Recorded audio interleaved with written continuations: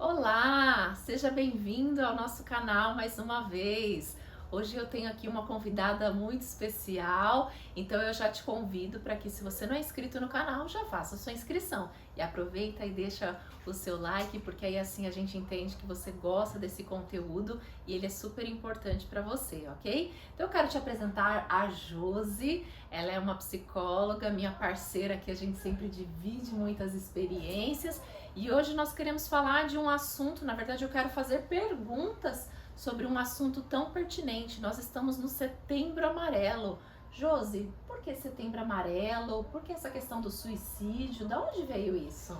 Vamos lá, vamos falar desse tema que é um tema muito importante, né, Thaís? Muito obrigada pelo convite, né? Acho que é um tema sensível, um tema que é necessário a gente falar, né? Então, por que Setembro Amarelo, né? Ele se deu lá nos Estados Unidos, uns anos atrás, a partir do suicídio de um jovem adolescente, né? Ele se suicidou no seu Mustang amarelo.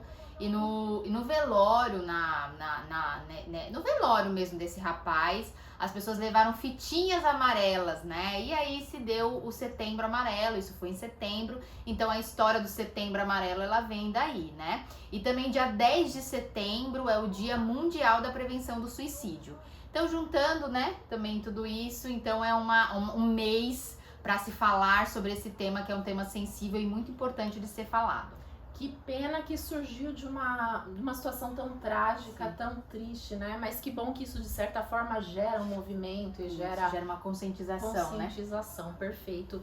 E eu vejo muitas pessoas achando que isso é frescura, né? Que é frescura, suicídio, é coisa de gente com mente fraca. Como que é isso? Como que é isso para psicologia? É realmente mentalidade fraca? É culpa dos pais? Como que funciona isso? Na verdade, assim, é por falta de conhecimento que as pessoas falam isso, né, Thaís? Porque, na verdade, não é uma questão que a pessoa escolhe ou que, né, a culpa é, né, responsabilidade de alguém. Realmente tem algumas pessoas, né, que para se livrar da dor dela, ela acaba tomando essa decisão, que é uma decisão irreversível, né? Então é para se livrar da dor. E é muito delicado a gente falar com pessoas que têm ideação suicida, porque isso não é frescura, gente. Isso não é porque a pessoa quer chamar atenção, né? A gente precisa ter muito, muito cuidado quando a gente falar disso. Principalmente, assim, pessoas mais jovens, né? De não ficar ameaçando com alguma coisa, né? Com comentários, assim, que às vezes você pode empurrar mais a pessoa para a dor dela. E essa não é a intenção. Então, a pessoa realmente, ela tá numa dor emocional, né, num quadro depressivo muito sério, ou com alguma outra coisa que ela não tá conseguindo lidar, e essa dor tá muito forte, e ela quer, na verdade, se livrar dessa dor, né? Mas tem alguns meios que podem ajudar essa pessoa, e a gente também vai falar um pouquinho aqui, né? Legal, eu acho que isso é o interessante, né? Talvez sejam duas perguntas em uma só, né? Porque acho que o primeiro passo é a gente tentar identificar esses sinais, né? Por exemplo, será que tem alguém na minha casa que tem esse tipo de sinal que a gente precisa ficar atento? E tem alguma coisa que nós podemos fazer, nós enquanto familiares, enquanto amigos, enquanto sociedade? Uhum.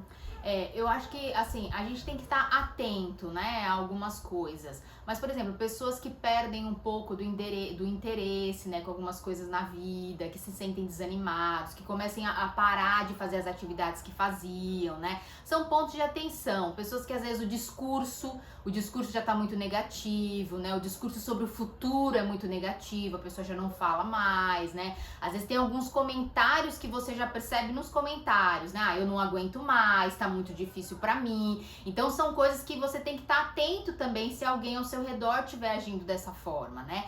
E aí não é também, gente, todo mundo que tá assim quer dizer que tem uma ideação suicida. Não, né? Não, às vezes é só um quadro depressivo, às vezes também tá passando uma fase da vida de muita tristeza. Então não quer dizer isso, mas a gente precisa só estar atento, né? E aí, já emendando na outra pergunta, como é que a gente pode ajudar? Então a primeira coisa é ouvindo essa pessoa, né? Perguntando se tá tudo bem, perguntando se tem como ajudar com alguma coisa, perguntando como essa pessoa tá se sentindo, observando se é alguém próximo da sua família, como que ela tá, né? Se você tá percebendo que isso já tá se esticando por uma fase maior, então é bom ficar atento com relação a isso, né? Ter o feedback de outras pessoas. Então, por exemplo, você tem um filho adolescente, ter o feedback do professor, né? De repente de alguma outra pessoa que ele fica mais próximo também, para você saber como ele tá se comportando nesses outros ambientes, né?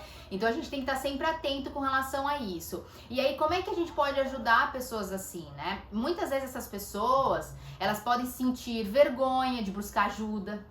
Elas podem sentir vergonha ou medo de falar que elas sentem isso, que elas têm essa ideação, né? Então a gente precisa ter muita sensibilidade com relação a isso, né? Mas uma forma de ajudar, primeiro de tudo, é não julgando. Porque a gente não tem como julgar a dor do outro. Cada um tem a sua dor.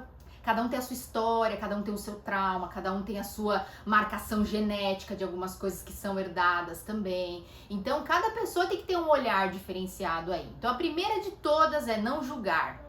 A segunda que eu diria é ouça, né? Porque também não adianta você ficar assim, não, mas nossa, mas você é tão bonita, vai lá, faz isso, mas olha, você tem tanto talento, vai lá. Porque isso pode fazer a pessoa sentir mais culpa ainda, né? Então também não é esse tipo de comentário. Às vezes, de fato, assim, a segunda dica que eu daria é ouvir. Só o fato da pessoa ouvir, ela já tá dividindo com você algumas coisas, já tá dividindo um pouco da carga dela, né?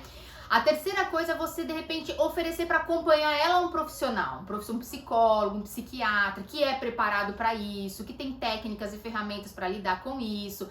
Então, às vezes, ela não vai ter essa motivação, essa disposição, mas você pode ir lá, marcar a consulta, levar ela na primeira consulta, ficar aguardando, né? Então, de fato, se é alguém que você se importa, é alguém que você considera, isso é o que a gente pode dar, né? O nosso tempo, né? Esse interesse. Então, ir lá, marcar essa consulta com a psicóloga, com a psiquiatra, levar, ficar aguardando, trazer, né? Então, assim, isso já mostra um cuidado também com essa pessoa e você também já dá um incentivo para ela em prol do tratamento que ela precisa receber, né? Eu acho que essas são as 3 dicas aí mais importantes, Thaís. Muito legal, acho que a gente fecha com chave de ouro, né? Porque traz esse olhar para o outro, né? Um olhar mais apurado aí.